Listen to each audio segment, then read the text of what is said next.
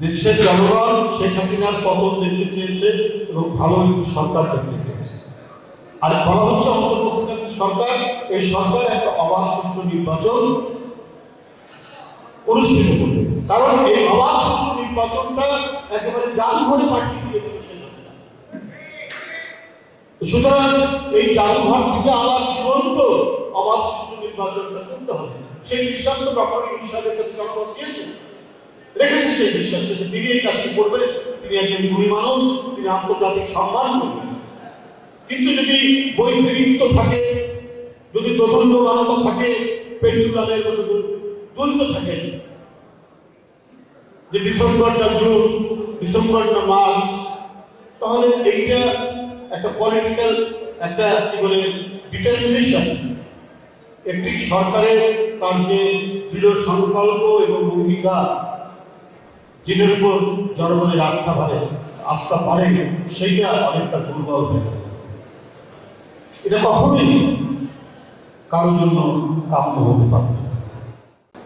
আপনার সংস্কারের কথা আপনারা বলে শুধু বিএনপি বলতে চাচ্ছেন, বিএনপি নাকি তড়িঘড়ি করে ক্ষমতা দিতে চায়। 8 মাস তো হয়ে গেছে, যদি ডিসেম্বরেই ধরেন আপনাদের কথা বলতে আরো প্রায় 6-7 মাস বাকি আছে, 8 মাসের মতো বাকি আছে। তাহলে সংস্কার করতে আর কত সময় লাগতে পারে? যদি কেউ বলছেন সরকারের পক্ষে বা সরকারের অনুরাগী যারা, যদি সংস্কার সম্পাদন না করে নির্বাচন গেলে যারা ক্ষমতায় আসবে তারা সংস্কার করতে পারবে কিনা সন্দেহ। সংস্কার তো একটা পলিটিক্যাল উইল, সংস্কার তো একটা রাজনৈতিক অঙ্গীকার। সে যদি একটা অঙ্গীকার করে তাহলে সেটা করবে না কেন?